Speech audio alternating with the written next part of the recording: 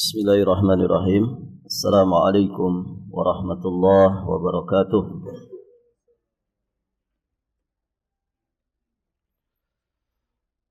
Alhamdulillahi rabbil alamin. Wabihi nasta'in ala umuri dunya waddin. Wassalatu wassalamu ala ashrafil anbiya'i wa imamil mursalin. Nabiyyina Muhammadin alaihi afdalus salati wa atammut taslim. وعلى آله وأصحابه أجمعين وسلم تسليما مزيدا إلى يوم الدين ثم أما بعد اللهم إنا نسألك علما نافعا ورزقا طيبا وعملا متقبلا اللهم علمنا ما ينفعنا وانفعنا بما علمتنا وزدنا علما. Para ummahat wa akhwat fillah rahimani wa rahimakumullah. Alhamdulillah, kita bersyukur kepada Allah Subhanahu wa taala pada kesempatan ini. Insyaallah taala kita akan melanjutkan pelajaran kita masih di pembacaan dan pembahasan menuntut ilmu jalan menuju surga. Kita sekarang masih membahas tentang kiat-kiat meraih ilmu syar'i. Kita masuk di kiat yang keempat. Betul ya?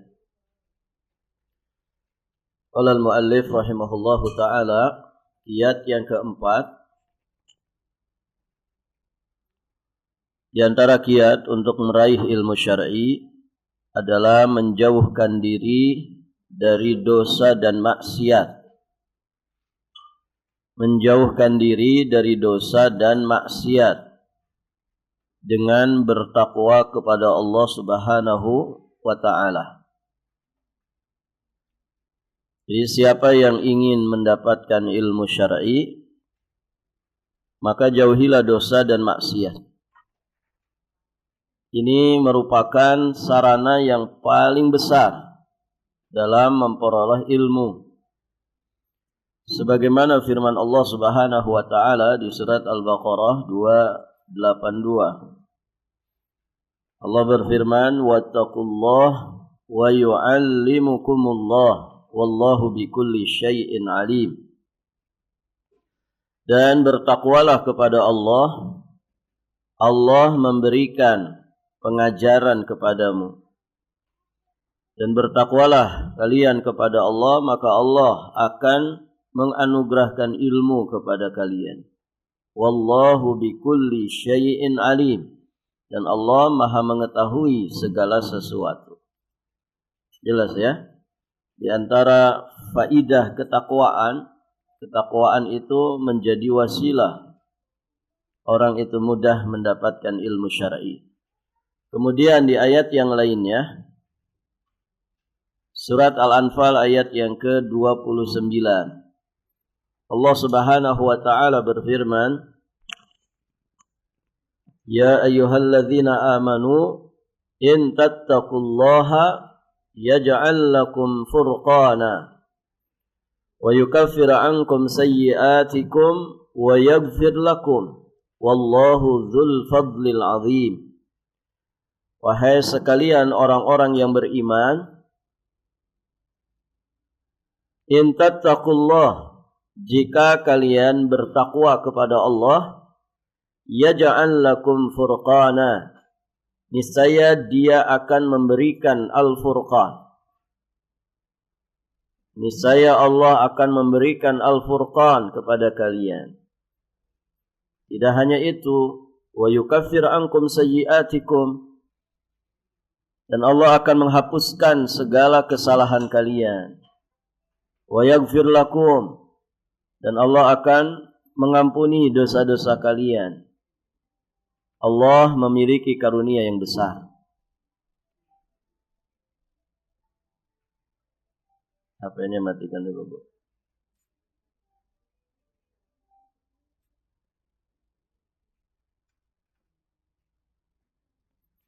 Maksud dari Al-Furqan di dalam ayat tersebut In tattaqullaha yaj'al lakum furqana. Yang dimaksud adalah petunjuk. Al-Furqan maknanya adalah petunjuk yang dapat membedakan antara yang hak dan yang batil. Baik. Jadi syaratnya bertakwa. Jika kalian bertakwa kepada Allah, Allah akan berikan kepada kalian furqan, yakni hidayah, petunjuk atau ilmu yang dengan itu dapat membedakan mana yang hak, mana yang batil. Jadi ayat ini menjelaskan bahwa orang yang bertakwa kepada Allah, maka Allah akan memberikannya ilmu. Dengannya dia dapat membedakan antara yang hak dan yang batil. Karena itulah Abdullah bin Mas'ud radhiyallahu taala anhu yang wafat di tahun 32 Hijriah, beliau mengatakan, sungguh aku mengetahui bahwa seseorang lupa terhadap ilmu yang pernah diketahuinya dengan sebab dosa yang dilakukannya. Jadi ketakwaan itu menjadi sebab, menjadi wasilah mendapatkan tambahan ilmu dan terjaganya ilmu.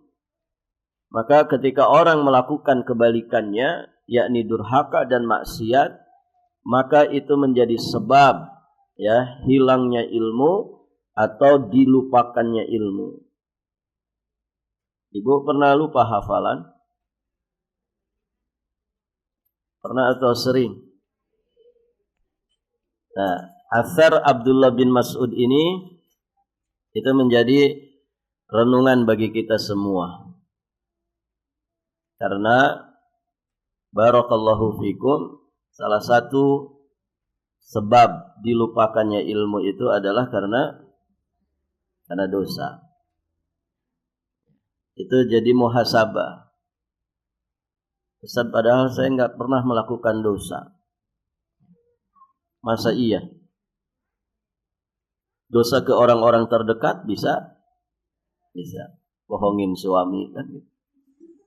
Nyelip uang suami kan dosa juga. Barakallahu fikum. Baik, ibu-ibu yang dirahmati Allah.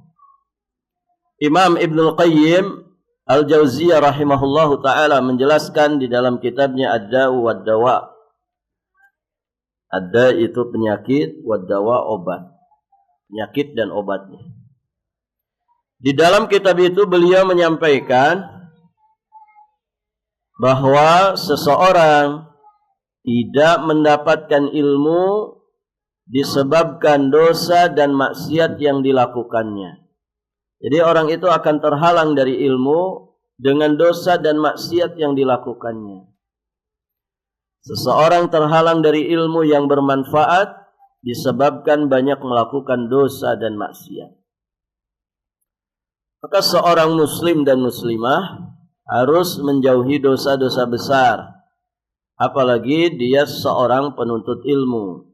Alhamdulillah Allah anugerahkan nikmat kepada kita, dijadikan kita sebagai para tullabul ilmi, para penuntut ilmu, sang pembelajar. Ya, sepanjang hidup kita semoga kita semua istiqomah. Nah, apalagi kita sebagai talibul ilmi, maka dosa dan maksiat itu harus dijauhi. Dosa yang paling besar adalah syirik. Nah, di sini beliau sebutkan beberapa contoh dosa-dosa yang menjadi penghalang orang itu dapat ilmu. Dosa syirik, ini dosa-dosa paling besarnya. Durhaka kepada kedua orang tua, melakukan bid'ah. Kemudian barakallahu fikum, ini dosa-dosa besar ya. Dosa besar itu disebut apa, Bu? Ada 3 ya istilah untuk dosa besar. Pertama, kabair. Apa, Bu? Kabair. Yang kedua disebut dengan al-fawahish. al-kabair, al-fawahish.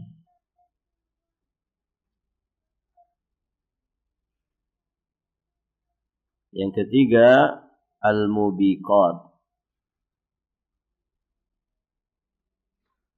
Al-mubiqat. Al-kabair itu dosa-dosa besar. Ada istilah lainnya fawahish. Fawahish itu perbuatan-perbuatan keji. Lebih terkait dengan penyimpangan syahwat. Maka zina dan yang semisal dengan itu kan masuk kabair ya. Tapi lebih sering diungkapkan dengan fawahish. Perbuatan keji. Al-fawahish itu jamak dari fahishah. Kemudian al-mubiqat. Al-mubiqat itu perkara-perkara yang membinasakan. Karena ciri dosa besar adalah ketika ada ancaman neraka, ketika disebutkan laknat bagi pelakunya atau bagi perbuatannya. Kemudian barakallahu fikum, ada ancaman neraka, ada ancaman hukuman had, ada ancaman siksa. Nah itu semua ciri dosa-dosa besar. Ini mic-nya rusak-resek Bu ya.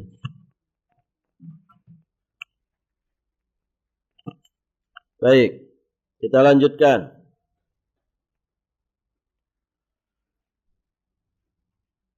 Dan juga dosa-dosa besar yang lainnya. Ini juga harus dijauhkan. Seperti makan harta orang lain. Ada Bu? Orang yang makan harta orang lain banyak. Ya. Makan harta rakyat misalkan. Nah itu makan harta orang lain. Tanpa hak. Korupsi. Dan yang semisal dengan itu. Yang lainnya hutang tidak bayar. Ada yang punya hutang di sini? Semoga Allah lunaskan hutangnya. Yang amin 3 orang. Itu yang punya hutang 3 orang saja. Hutang nggak bayar itu dosa apa? Hah? Hutang nggak bayar. Berapa hutang? 10 juta. Nggak bayar. Orang berhutang tidak niat bayar itu sama seperti pencuri. Ada orang nih minjem duit tapi niatnya nggak bayar. Memang dia berniat nggak bayar. Walaupun ngomongnya bulan depan, insya Allah bulan depan. Tapi memang niatnya nggak mau bayar. Makanya tandanya ada, indikasinya ada. Ditagih itu ngeles terus. Pura-pura susah terus. Ternyata kepergok gitu ya. Lagi healing ya di apartemen. Barakallahu fikum. Kebaca sama yang menghutanginya statusnya. Ini kok orang ditagih hutang nggak bayar-bayar, tapi kerjaannya jalan-jalan terus. Ada Bu yang begitu Bu? Banyak, gitu ya. Karena banyak ikhwan yang curhat begitu. Ustaz, orang ini punya hutang ke anak, tapi statusnya mewah-mewah terus. Makan di restoran, gitu ya. Barakallahu fikum, healing sama istrinya di hotel bintang 5. Tapi hutangnya belum bayar sama anak. Barakallahu fikum. Dia lupa mungkin tidak, apa namanya itu Bu? Kalau status biar nggak dibaca orang itu apa itu? Nah itulah, mungkin lupa itu yang menghutanginya, dia lupa digituin dulu. Ya orang itu kan menyembunyikan bangkai pasti ketemu juga. Muamalah riba, ini dosa besar. Dan berbagai macamnya, ya bunga bank, rentenir, leasing dan lain sebagainya. Kemudian minum khamar. mabok-mabokan, narkoba, ngerokok, ya, ngerokok. Ya. Ustaz enggak ngerokok kok, cuman nge-vape. Ya. Nah, itu lebih parah lagi. Tanya dokter, mana yang lebih parah, tembakau atau rokok? Tembakau atau vape itu? Yang mana, Bu? Ada itu yang meledak di mulutnya sampai sumbing, ya. Karena elektrik kan itu. Barakallahu fikum. Nah, ini podo ae. Ya. Sama. Mau shisha kalau orang Arab shisha. Yang selangnya panjang begitu. Barakallahu fikum. Cukur jenggot. Ini juga dosa-dosa besar. Makan dan minum dari usaha yang haram.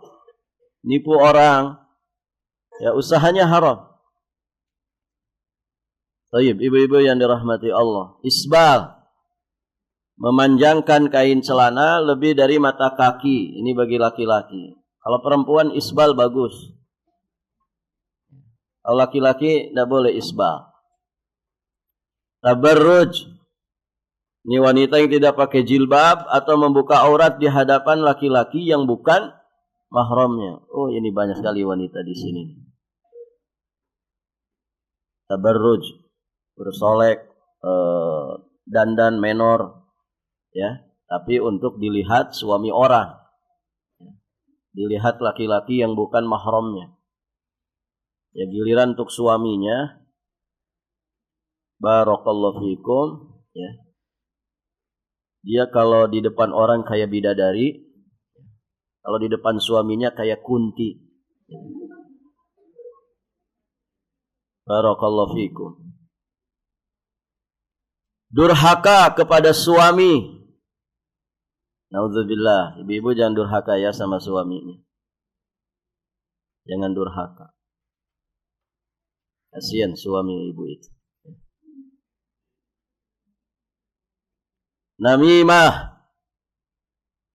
Mengadu domba. Ngadu domba. Ngadu domba itu secara fisik saja tidak boleh, kan begitu. Domba diaduin, ya.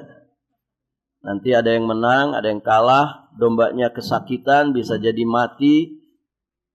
Ya, itu judi. Ngadu domba kayak gitu, judi, itu double-double tuh. Barakallahu fikum. Nah, termasuk ngadu domba yang namanya namimah. Ya, dia datang ke dua orang nih, si A dan si B. Sebetulnya dua orang ini baik-baik saja hubungannya. Dia datang ke si A, cerita tentang si B, bahwa si B itu begini loh ke kamu. Nanti dia datang ke si B juga gitu. Si A itu kelihatannya aja kalem, aslinya loh begini. Akhirnya si A dan si B ini bertengkar, rusak pertemanan mereka, rusak persahabatan mereka. Nah, itu namanya apa, Bu? Namimah. Kemudian dusta, bohong. Bohong. Anak bohongi orang tua. Orang tua bohongi anak. Guru bohongi murid. Murid bohongi gurunya. Rakyat bohongi pemimpinnya. Pemimpin bohongi rakyatnya. Ini tidak boleh. Dosa besar. Gibah. Membicarakan aib seorang muslim. Menggunjing. Menuduh seorang muslim dengan tuduhan yang tidak benar. Memfitnah seorang muslim. Dan lain sebagainya. Barakallahu fikum. Ini dosa-dosa besar yang setiap kita sebagai muslim dan muslimah wajib menjauhinya, apalagi kita sebagai penuntut ilmu. Berikutnya, seorang muslim dan muslimah juga wajib menjauhi perbuatan dosa dan maksiat. Terutama dosa yang setiap hari sering dilakukan oleh sebagian orang. Contoh, sering berbohong dan berdusta. Alhamdulillah. Ini hati-hati ibu.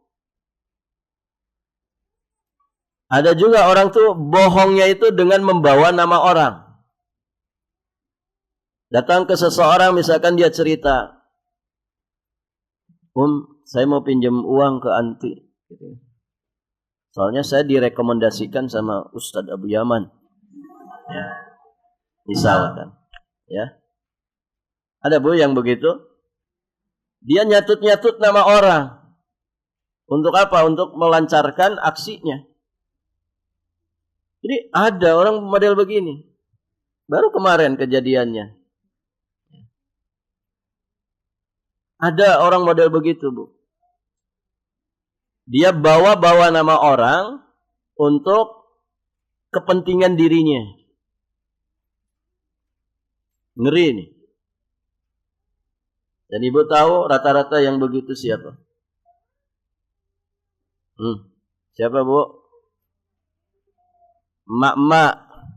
Ya. Barakallahu fikum. Rata-rata wanita. Gitu ya, memang benar itu wanita mulut ember itu. Ya.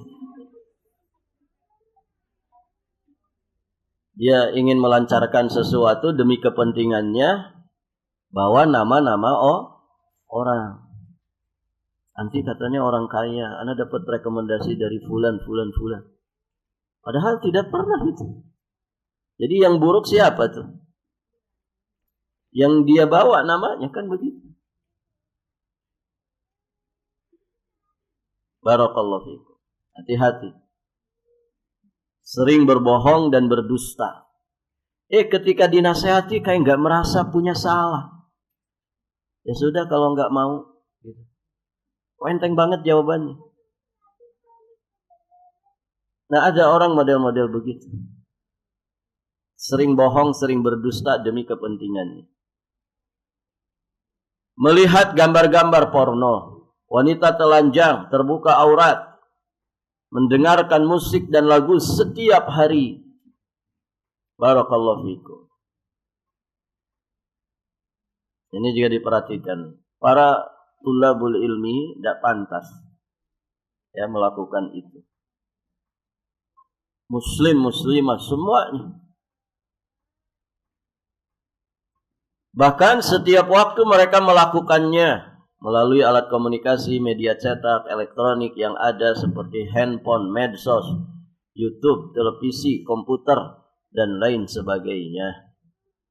Ini semua perbuatan dosa yang wajib dijauhi oleh para penuntut ilmu. Karena dengan terus-menerus melakukan perbuatan dosa dan maksiat, maka akan menghalangi kita dari mendapatkan ilmu yang bermanfaat. Oleh karena itu, seorang penuntut ilmu wajib bertaubat kepada Allah setiap hari. Karena di masa-masa ini ya sarana-sarana dosa dan maksiat begitu terbuka lebar di mana-mana. Gitu ya. Orang di masjid aja orang bisa maksiat. Ya kan Ibu? Ini lagi rame. Ya, sepertinya gerombolan begitu ya, artinya bukan 1-2 orang saja. Ini hilangnya kotak infak masjid. Ya Ibu, dia betulan diangkut itu kotaknya Ibu. Nanti dia ambil, nanti dia buang kotaknya itu di mana-mana. Di pinggir jalan dia buang. Itu ada 3 kotak infak masjid yang ditemukan. Ya di masjid tempat saya sudah ada mungkin 7 kali itu Bu. Hilang terus. Alhamdulillah baru-baru ini ada CCTV ketahuan orangnya. Ya cuman tahu saja orangnya, remeng-remeng. Gitu ya. Dan ternyata di mana-mana. Di sini pernah kejadian enggak? Nah kan? Luar biasa. Kemarin ada teman saya, Ustadz kita hafizahullah ta'ala. Beliau bangun masjid Ibu di daerah sebelum Rantau Buta itu, pinggir jalan. Itu selang 200 meter apa 300 meter raib hilang. Selang masjid. genset masjid hilang. Dan ternyata mereka melakukan itu di siang hari. Karena malam hari dijaga musholanya masjid. Ini di daerah pedalaman, baru dibangun, pinggir jalan persis, hilang. Barakallahu fiikum. Ini ngeri ya, orang tidak mikir gitu. Ini rumah Allah, ini kan dananya kaum muslimin, ya. Tidak mikir ke situ. Ya begitulah orang kalau sudah dikalahkan hawa nafsu. Barakallahu fiikum.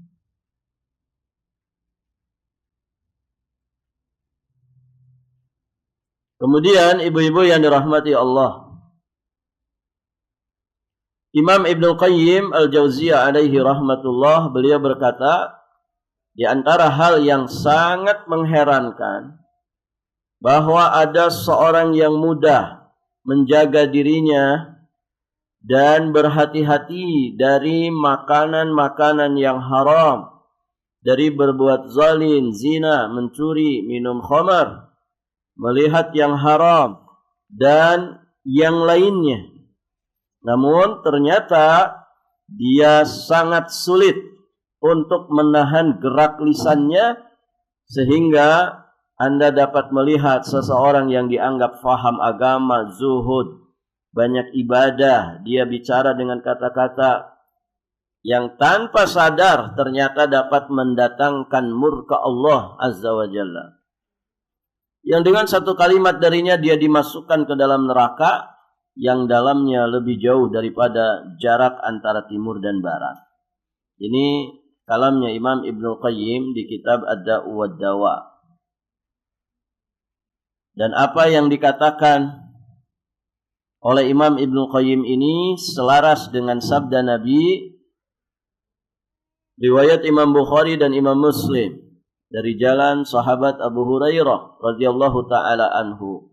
Kata Nabi, innal abda la yatakallam bil kalimati ma yatabayyanu ma fiha yahwi biha finnar ab'ad ma bainal masyriqi wal maghrib. Sesungguhnya seorang hamba mengucapkan kata-kata yang tidak memperhatikan kejelekan makna dan juga akibatnya, maka akan menjerumuskannya ke dalam neraka lebih jauh daripada apa yang ada di antara timur dan barat. Nauzubillah. Di poin ini penulis rahimahullah ingin mengingatkan kita ya tentang dosa lisan. Ada orang yang haram-haram dari makanan minuman, masya Allah paling selektif, gitu ya, paling selektif. Mau beli ini jangan, itu produk Yahudi. Ya. Mau beli itu jangan, gitu ya. Ini saja, ini yang halal thayyib. Barakallahu fiikum. Dari mencuri dia aman, dari khamar dia aman, dari narkoba dia aman, dari zina dia aman. Tapi ternyata orang ini tidak aman dari dosa lisan. Mulutnya tajam, sering mencederai, melukai hati dan perasaan orang lain. Jangan ya, jangan begitu. Kita ini para penuntut ilmu ya harus punya rem yang pakem ya untuk mulut kita ini. Kapan kita boleh bicara, kapan kita diam. Begitu ya. Bicara yang baik-baik, jika tidak bisa bicara yang baik maka cukup diam. Barakallahu fiikum. Karena memang bahaya lidah ini mengerikan. Ya, bahaya lidah itu mengerikan. Ya enggak Ibu? Hanya kemudian orang gara-gara nyebut beberapa kalimat tidak sampai satu baris itu. Ya. Cuman dua kata, yang depannya R, yang satu depannya T, gitu kan? Paham Ibu ya? Itu ngeri efeknya. Rumahnya habis dijarah, begitu kan? Dihancur-hancurkan. Hanya ngomong dua kata. melukai banyak manusia. Ya perhatikan. Ya. Bahayanya lidah. Bahayanya lidah. Akhirnya kan nyesel, nangis-nangis. Begitu kan? Begitu bahaya lidah. Ada lagi yang cuman 5 huruf. Ya. Banyak ya yang 5 huruf tuh ya. Barakallahu fikum. Oh, nyeselnya bisa seumur hidup. 5 huruf itu maksudnya misalkan talak. Suami tiba-tiba, saya talak kamu. Cuma 5 huruf kan talak. Akhirnya nyesel. Nyeselnya seumur hidup. Bahaya ini. Lidah ini bahaya. Apalagi kalau lidah kita kemudian terjatuh ke dalam kekufuran. Lidah kita terjatuh ke dalam kesyirikan. Itu lebih mengerikan lagi. Maka jaga lidah, jaga mulut. Ya, ibu-ibu, jaga mulut. Ya, para ulama sering nasihatin kaum wanita secara khusus. Dan yang sering diulang-ulang nasihatnya, jaga lisan. Jaga lisan. Kenapa? Karena yang berpeluang besar untuk terjerumus, terjatuh ke dalam dosa-dosa lisan adalah para wanita. Ya gimana tidak berpeluang? Wong stok kata-katanya 20.000 ya sehari semalam. Kalau hari ini nggak habis, itu bisa dirapel besoknya. Hari ini cuma 10.000, nanti besoknya jadinya nambah 30.000. Ya. Oh itu bahaya sekali. Bahaya ibu. Makanya ya jangan kaget kalau suami dengan istri lebih bawel siapa? Istri. Ya memang begitu. Makanya Islam mengarahkan ya supaya potensi lisan kita ini ada pada kebaikan dan di jalan yang baik, ya mengarahkan Islam. Bicara yang baik-baik saja, kalau tidak bisa diam. Begitu. Baik, ibu-ibu yang dirahmati Allah. Beda dengan laki-laki ya, laki-laki stok kata-katanya 7.000 Bu. Jadi di kantor saja sudah habis dia. Maka kalau datang ke rumah ngebeten aja. Itu sudah habis kata-kata. Ibu omelin segimana diomelinnya, diam aja dia. Ya, tidak bisa berkata-kata, bukan tidak berani ngelawan. Tapi sudah habis kata-kata. Ya, dia jadi pendengar setia saja, dengerin radio butut. Barakallahu fiikum. Itu ya. Jaga lisan. Jaga lisan. Dengerin mak-mak. Jaga lisan. Wahai para penuntut ilmu, jauhkanlah dosa dan maksiat. Karena keduanya dapat menjadi penghalang ilmu. Menjadi penghalang keberkahan dan manfaat dari ilmu. Ya, ilmu itu ya yang penting barokahnya, berkahnya. Sedikit kita dapat ilmu, sedikit Allah rezekikan kepada kita ilmu.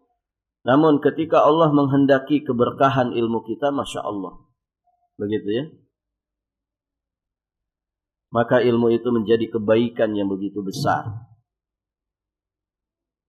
Baik, ibu-ibu yang dirahmati Allah. Nah, keberkahan ilmu itu akan hilang kalau orang itu berbuat dosa dan maksiat.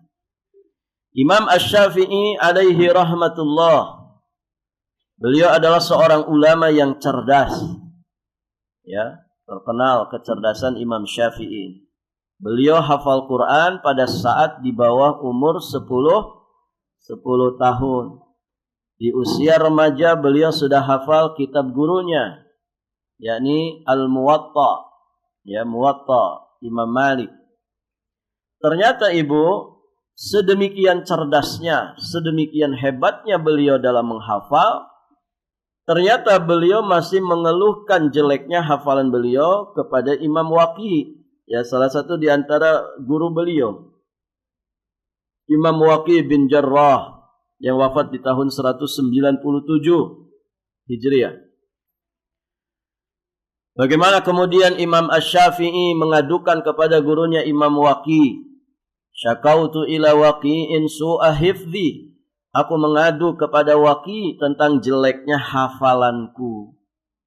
Jeleknya hafalanku. Padahal tadi cerdas beliau ini sebelum usia 10 tahun, yakni ada yang mengatakan 7 tahun beliau sudah hafal Quran. Sebelum beliau berguru ke Imam Malik sudah menghafal dulu kitab Muwatta'nya Imam Malik. Tapi ternyata beliau mengadukan jeleknya hafalannya. Ada yang menjelaskan jeleknya hafalan beliau itu maksudnya bukan tidak bisa menghafal model-model kita. Jadi, susah ngafal, sekalinya sudah hafal cepat hilang. Jadi.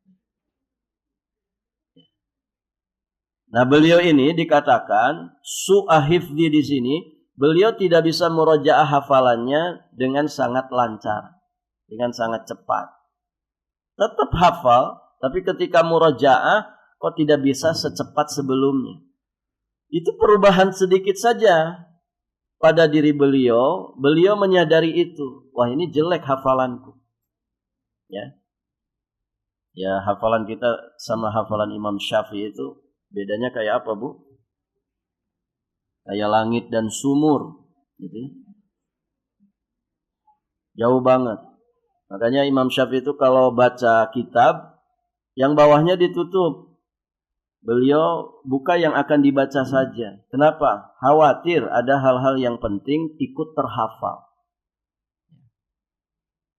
Kita ngafal 1 jam aja 1 halaman Quran, udah hafal-hafal. Beliau baca saja, itu sampai ditutup bagian yang tidak beliau akan baca. Khawatir ada yang terhafal. Itu kecerdasan Imam Syafi'i. Jadi jeleknya hafalan beliau jangan disamakan dengan jeleknya hafalan kita. Maka fa'arsyadani ila tarkil ma'asi. Kemudian Imam Waqi memberikan bimbingan kepadaku supaya aku meninggalkan maksiat. Fa ahbarani bi annal ilma nur. Beliau kabarkan kepadaku bahwa ilmu itu adalah cahaya. Wa nurullah la yuhda li'asi. Dan cahaya Allah tidak diberikan kepada pelaku maksiat. Karena pelaku maksiat, hati yang menjadi wadah ilmu itu sudah hitam legam. Ya. Sesuatu yang hitam legam tidak bisa ditembus cahaya, mental. Begitu. Wadah ilmu itu kan apa, Bu? Hati kita ini. Di situ wadah ilmu. Maka kalau hatinya hitam legam gara-gara noktah-noktah dosa yang terlalu banyak, maka dia tidak bisa ditembus cahaya. Beningkan dan sucikan hati kita supaya ilmu yang diumpamakan seperti cahaya itu mudah menembus ke dalam hati kita. Barakallahu fiikum. Ada juga yang mengisahkan ketika beliau mendapatkan nasihat dari gurunya ini, Imam Waqi, ya. Jadi sebelumnya beliau diingatkan, ada enggak dosa yang kamu lakukan? Kata Imam Waqi. Maka Imam Syafi'i merenung, bertafakur, dosa apa nih kiranya? Yang kemudian menjadikan hafalanku itu jelek. Maka beliau berpikir, mengingat-ingat kembali apa yang pernah dilakukannya. Ternyata ketemu ibu. Apa? Beliau pernah tidak sengaja. Tidak sengaja. Berarti aslinya kan bukan apa, Bu? Ya bukan disengaja. Maksudnya bukan dosa. Tanpa sengaja Beliau melihat betis seorang wanita saat naik ke atas untanya. Jadi ada seorang wanita naik ke atas unta. Namanya naik kan berarti mungkin saja ada yang tersingkap. Nah, Imam Syafi'i saat itu ada mungkin di sekitar situ. Tanpa sengaja, tidak disengaja, kelihatan betisnya. Dan saat itu juga Imam Syafi'i langsung memalingkan pandangannya. Oh, ini ternyata. Begitu. Aslinya kan tidak dosa itu, Bu. Kenapa? Kata Nabi ketika beliau menyampaikan kepada sahabat Ali, gitu ya, lakal ula wa alaika tsaniyah. Bagimu, maksudnya tidak mengapa bagimu pandangan pertama yang tanpa sengaja, tapi pandangan yang kedua baru dicatat dosa. Masya Allah. Ya artinya yang dialami oleh Imam Syafi'i ini, ya aslinya kan bukan dosa, wong tidak disengaja. Lihat betis wanita ketika naik ke atas hewan tunggangannya. Tapi beliau langsung sadar, oh ini penghalang.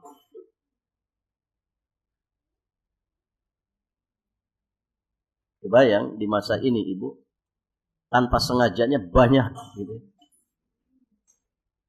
Ya bisa jadi yang disengajanya juga banyak. Susah tidak di zaman ini. Di lampu merah gitu ya, di depan, barakallahu fikum, sesuatu yang nggak bisa dilihat. Nanti mau nunduk juga kayak apa. Memalingkan ke kanan sama juga, ke kiri sama juga, ke belakang susah, kan begitu. Dikepung ya kita ini. Belum baliho-baliho ya. Belum iklan-iklan sabun kadang ditayangkan. Ada juga orang itu ngiklan baliho gede di lampu merah. Happy birthday my honey, gitu kan. Masya Allah, istrinya dipajang. Ya, istriku tercinta, tersayang. Ya. Fulanah binti fulan. Ya. Baru detailnya juga disertakan, sarjana ekonomi. Kan ada Bu yang sekarang model-model begitu. Masya Allah. Itu 10 juta kayaknya bayarnya itu. Nah ini di mana-mana gitu. Kita ini dikepung, makanya sing sayang ibu ke para suaminya. Gitu ya. Jadilah kita istri yang bisa menjadikan suami itu nunduk pandangannya. Puaskan dia di rumah supaya apapun yang begitu memikat di luar sana ya, tidak dia inginkan. Orang itu kalau kenyang kan melihat yang enak-enak kan, ya wong sudah kenyang kok. Dia tidak akan tertarik. Maka kan ada istilah. Apa istilahnya Ibu? Jangan tertarik sama yang menarik. Tapi tertariklah sama orang yang setia di rumah. Nah itulah para istri. Baik, ibu-ibu yang dirahmati Allah. Nah ini yang dialami oleh Imam Syafi'i, yang sejatinya bagi kita dalam syariat ini ya tidak dosa, tapi beliau merasa ini masalah, gitu ya. Ini masalah. Nah, demikianlah orang itu semakin soleh, semakin luar biasa imannya, maka hal-hal yang tidak mengapa sekalipun itu sangat dikhawatirkan menjadi apa-apa. Imam Malik bin Anas rahimahullahu ta'ala yang wafat di tahun 179 Hijriah. Imam Malik, gurunya Imam Syafi'i. Salah satu di antara guru Imam Syafi'i. Beliau memberikan nasihat kepada Imam Asy-Syafi'i. Ya Muhammad.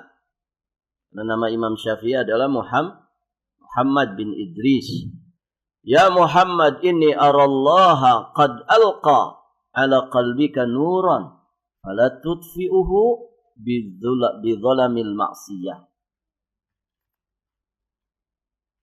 Wahai Muhammad, sesungguhnya aku melihat bahwa Allah telah memberikan cahaya kepada hatimu, maka janganlah engkau padamkan cahaya itu dengan kegelapan maksiat. Jangan engkau padamkan cahaya itu dengan kegelapan maksiat. Artinya apa? Ilmu dan maksiat itu tidak bisa bersatu. Tidak bisa bersatu. Imma hati kita diterangi dengan nurul ilmi, imma hati kita kemudian dinoktahi dengan dosa dan maksiat. Perhatikanlah, sesungguhnya dosa dan maksiat dapat menghalangi ilmu yang bermanfaat, bahkan dapat mematikan hati, merusak kehidupan, dan mendatangkan siksa Allah. Jika ada di antara kita yang telah berbuat dosa dan maksiat, hendaklah segera bertaubat kepada Allah.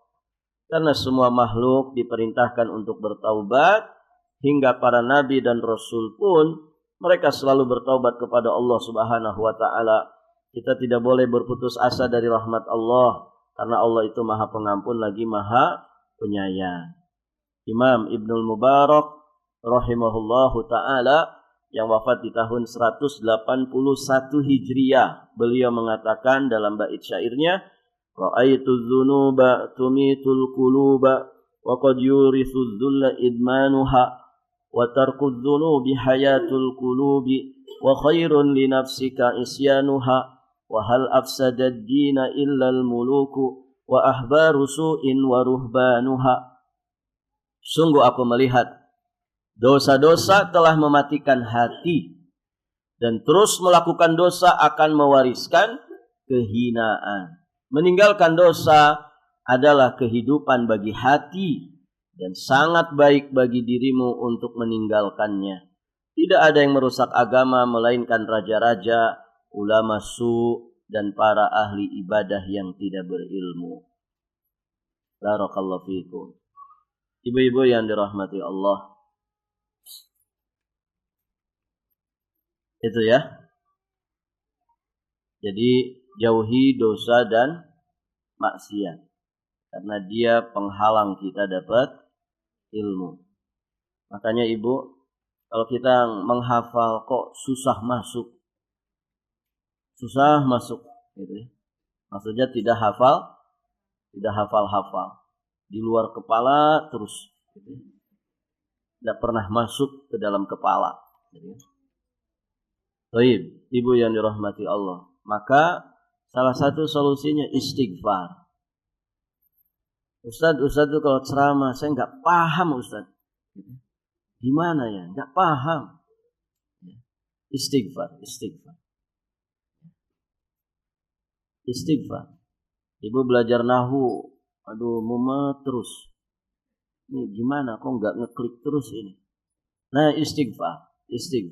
Barangkali ada noktah hitam dosa di dalam hati kita. Sudah, berhenti dulu, istighfar dulu. Ya, 10 kali istighfar. Nanti baca lagi. Enggak paham juga. Istighfar lagi. Baca lagi, pahami lagi. Insya Allah ya, ke 100 kali ibu paham. Gitu ya. Berarti istighfarnya sudah 1000 kali. Begitu, istighfar. Karena dosa itu penghalang kita paham ilmu.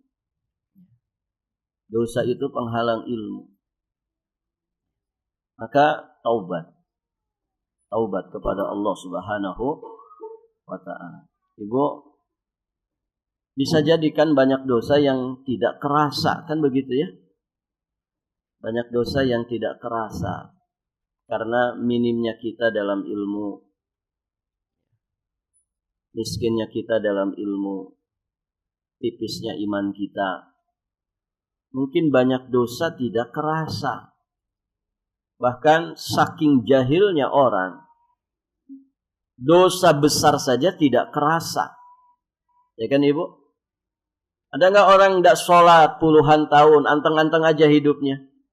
Oh banyak, masih aja berkeliaran. Ya. Merasa anteng-anteng saja, saya tidak sholat nggak ditangkap Satpol PP kok. Anteng aja dia. Tidak puasa Ramadan, anteng saja. Nggak ada kok polisi menggerebek saya gara-gara nggak puasa Ramadan. Anteng aja dia Ibu. Banyak orang yang hatta dosa-dosa besar dia lakukan, tapi merasa aman-aman saja. Nggak kerasa. Dia nggak merasa berbuat dosa. Padahal aslinya dosa dia sudah bertumpuk. Mungkin segede gunung. Mungkin sepenuh bumi ini. Na'udzubillah. Maka banyak-banyak istighfar, banyak-banyak taubat. Nah, semakin level iman kita itu tinggi di sisi Allah, maka semakin kita punya kepekaan. Semakin kita punya sinyal kuat untuk mendeteksi dosa. Nah, tadi Imam Syafi'i itu sinyal kuat, Ibu. Ya, saking kuat sinyal-sinyal keimanannya, ketakwaannya, yang aslinya sebetulnya tidak mengapa. Oh, ternyata dianggap apa-apa. Nah, ini luar biasa. Kenapa? Karena ya sedikit lagi kan mengarahkan kepada sesuatu yang jadi apa-apa nanti. Barakallahu fikum. Berikutnya. Masih ada waktu, Ibu. Kiat yang kelima, tidak boleh sombong.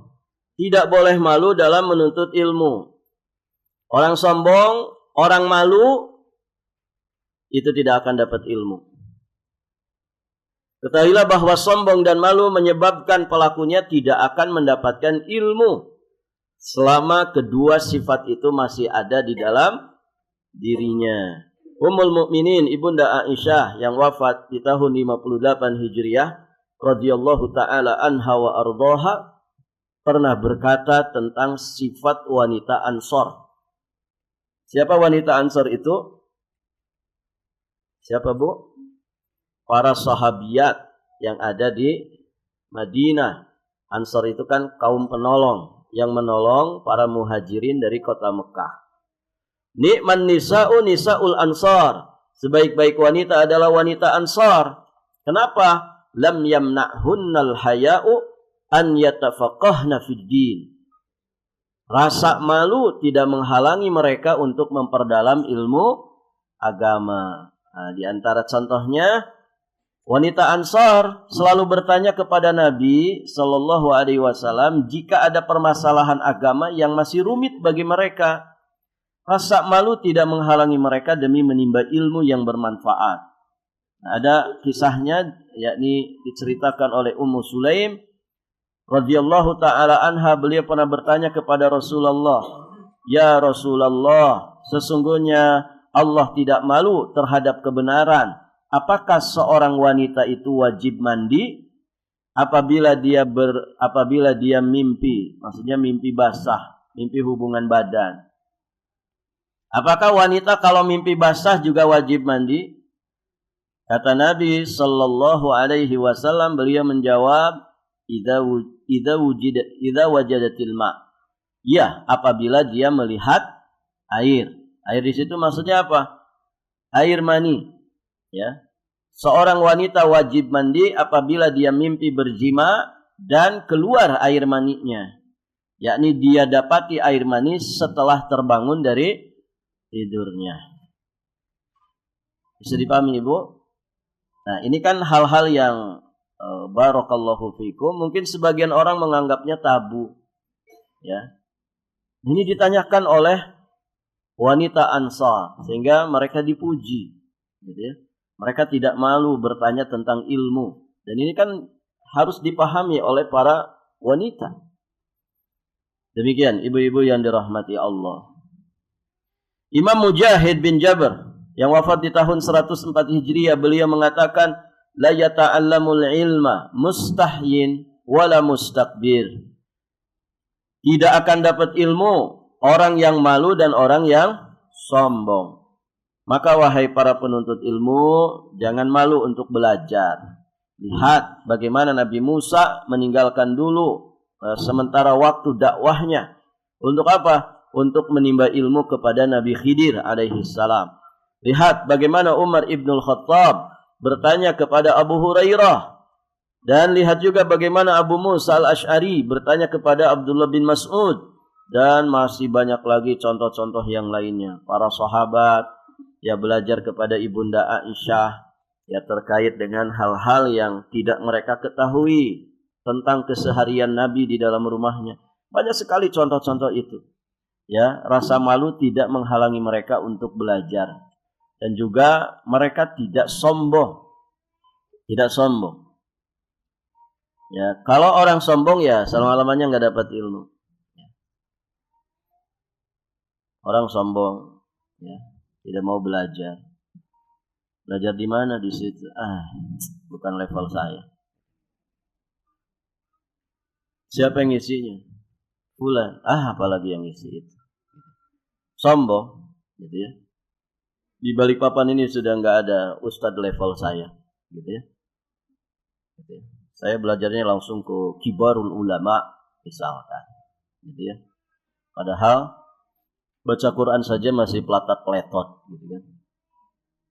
Nah ini sombong. Kalau orang sombong gitu ya, mohon maaf, tidak dapat ilmu. Ya rugi-rugi sendiri, kan begitu. Atau malu juga begitu. Ngaji di mana? Di Darut Taubah. Malu saya. Ya, saya kan pemula. Di sana kayaknya pinter-pinter umahatnya, gitu ya. Kalau ditanya ustadz tuh jawab terus. Gitu. Disuruh menghafal, pada hafal, begitu kan? Saya siapa atuh? Pemula begini. Ya baru jilbabnya lebar-lebar, gitu ya. Saya belum berhijab, belum bercadar. Gara-gara malu seperti itu akhirnya tidak dapat ilmu. Majelis ilmu itu umum, silakan saja siapapun datang yang mau belajar. Baik yang pemula ataupun yang sudah lanjutan tidak ada masalah. Toh kita belajar pakai panduan, begitu ya. Belajar pakai panduan. Artinya siapapun insya Allah bisa mengikuti. Ya, bisa mengikuti. Barakallahu fikum. Jadi jangan malu, jangan juga sombong. Ya. Barakallahu fikum. Dua sifat ini, tentu malu di sini ya malu dalam tanda petik, malu yang negatif ya. Karena ada malu yang positif. Nah, malu untuk belajar agama ini negatif. Ya, kalau sombong, sombong ini memang negatif. Tidak boleh malu, tidak boleh sombong kalau pengen dapat ilmu. Barakallahu fikum. Sudah 1 jam. Cukup Ibu ya. Sampai di sini saja. Insyaallah taala nanti kita lanjutkan di kesempatan berikutnya biidznillah.